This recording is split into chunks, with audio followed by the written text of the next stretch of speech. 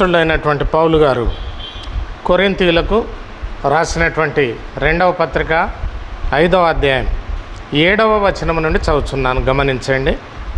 కనుక ఈ దేహములో నివసించుచున్నంత కాలము ప్రభువునకు దూరముగా ఉన్నామని ఎరిగి ఉండి ఎల్లప్పుడూ ధైర్యం గలవారమై ఉన్నాము. ఇట్లు ధైర్యం కలిగి ఈ దేహమును విడిచిపెట్టి ప్రభువునొద్ద నివసించుటకు ఇష్టపడుచున్నాము. కావున దేహమందున్నను దేహమును విడిచినను ఆయనకిష్టులమై ఉండవలెనని మిగుల అపేక్షించుచున్నాము. ఎందుకనగా తాను జరిగించిన క్రియల చొప్పున అవి మంచివైనను చెడ్డవైనను సరే, దేహముతో జరిగించిన వాటి ఫలమును ప్రతి వాడును పొందునట్లు మనమందరము క్రీస్తు న్యాయపీఠం ఎదుట ప్రత్యక్షము కావలెను. ఒక దినం వస్తుంది, ఆ దినము ఆయన ఎదుట ఎక్కడనట క్రీస్తు యొక్క న్యాయపీఠం. ఆయన ఒక న్యాయాధిపతి అయితే అది న్యాయాధిపతి కూర్చునేటువంటి ఆ యొక్క సింహాసనం అయితే ఆ యేసుక్రీస్తు ప్రభు ఎదుట ఆ న్యాయ పీఠము ఎదుట ప్రత్యక్షం మనం కావలసి వస్తుంది. అందుకని చెప్పేసి 7వ వచనం నుండి పౌలు గారు కఠినంగా మాట్లాడుతూ అంటున్నారు, కనుక ఈ దేహములో నివసించుచున్నంత కాలము ప్రభువునకు దూరముగా ఉన్నామని ఎరిగి ఉండి ఎల్లప్పుడూ ధైర్యం గలవారమై ఉన్నాము. ఇట్లో ధైర్యం కలిగి ఈ దేహమును విడిచిపెట్టి ప్రభువునొద్ద నివసించుటకు ఇష్టపడుచున్నాము. ఆత్మీయంగా ఈ లోకములో యేసుక్రీస్తు ప్రభువును తెలుసుకున్న తర్వాత ఆయనే నా యొక్క స్వంత రక్షకుడు, ఆయనే నిజమైన దేవుడు అని ఒప్పుకున్న తర్వాత మనము దేన్ని బట్టి ఇష్టపడాలని ఇక్కడ పౌలు గారు తెలియజేస్తూ అంటున్నాడు. ఇట్లో 8వ వచనములో ఇట్లో ధైర్యము కలిగి ఈ దేహమును విడిచిపెట్టి ప్రభువునొద్ద నివసించుటకు ఇష్టపడుచున్నాం. ఎవరి యొద్ద మనం నివసించవలసి ఉన్నది? ఇక్కడ కన్ను మూస్తే ఆ యొక్క దేవుని యొక్క సన్నిధిలో నిలబడవలసినటువంటి పరిస్థితి ఉంది. ఇక్కడ కన్ను మూస్తే దేవుని యొక్క సన్నిధి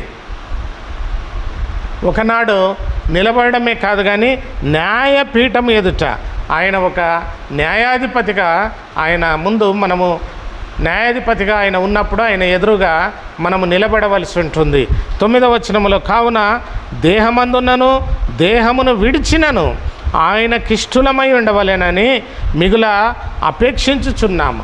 మన యొక్క ఇష్టమైంది ఈ లోకంలో అందరికీ అనేకమైనవి ఇష్టమైనవి ఉంటాయి. కొందరికి కుటుంబం అంటే ఇష్టం ఉండొచ్చు, కొందరికి బట్టలు అంటే ఇష్టం ఉండొచ్చు, కొందరికి ఈ యొక్క దేహం అంటే ఇష్టం ఉండొచ్చు, కొందరికి వాళ్ళు కట్టుకున్నటువంటి బిల్డింగ్ను బట్టి ఇష్టం ఉండొచ్చు, వారికి ఉన్న కారును బట్టి ఇష్టం ఉండొచ్చు. కానీ ఈ యొక్క యేసయ్యను నమ్మిన తర్వాత దేవుని బిడ్డలమైనటువంటి మనము 9వ వచనం ప్రకారము కావున దేహమందున్నను దేహమును విడిచినను ఆయనకిష్టులమై ఉండవలెను. యేసయ్యకు ఎవరంటే ఇష్టమట? మనకు కలిగినటువంటి కారును బట్టా, బిల్డింగ్ను బట్టా, మనకు ఉన్నటువంటి పదవిని బట్టా, ఉన్నతమైన స్థితిని బట్టా, వాటన్నింటినీ దేన్ని బట్టి కాదు కానీ యేసు ప్రభువుకు ఆయనకిష్టమై ఉండవలెనని మిగుల అపేక్షించుచున్నాము. దేవునికి మనమంటే ఇష్టం, ఆయన దేవుడంటే మనకు ఇష్టమై ఉండాలి. మిగుల ఆశపడాల ఆయన యొక్క సన్నిధిలో ఆయనకి ఇష్టమై ఉండవలెనని, అటువంటి ఒక ఆశ కలిగి ఉండాలని ప్రభు ఇక్కడ తెలియజేస్తున్నాడు. ఎందుకనగా తాను జరిగించిన క్రియల చొప్పున ఈ భూమిపైన శరీరంతో మనము జీవించినంత కాలములో మనము దేని విషయమైతే ఏ కార్యక్రమాలు మన యొక్క శరీరం ద్వారా జరిగించినామో అవి మంచివైనను సరే చెడ్డవైనను సరే దేహముతో జరిగించిన వాటి ఫలమును ప్రతి వాడును పొందునట్లు ఏం పొందుతామట? ఇక్కడ అనేకమైనటువంటి న్యాయస్థానాలు ఈ లోకంలో ఉన్నవి. ఆ న్యాయస్థానముల ఎదుట కొందరు అబద్ధ సాక్షులను కూడా నిలవబెట్టుకొని నిర్దోషులుగా బయటపడవచ్చు. కానీ ఈ దేవుని ఎదుట మాత్రం, యేసు ప్రభు ఎదుట మాత్రం ఏ అబద్ధ సాక్ష్యాలు ఉండవు, న్యాయమే ఉంటుంది, దేవుడే అక్కడ ఉంటాడు. అందుకని ఇక్కడ ఏమంటుండంటే అవి మంచివైనను సరే చెడ్డవైనను సరే దేహముతో జరిగించిన వాటి ఫలమును ప్రతి వాడును పొందినట్లు అందరమును వారు మాత్రమే లేదా వీరు మాత్రమే అన్నట్టు కాదు, కానీ అందరమును క్రీస్తు న్యాయపీఠం ఎదుట ఒకనాడు ప్రత్యక్షం కావలసి నా పరిస్థితి ఉంది, ఆ సమయం ఉంది.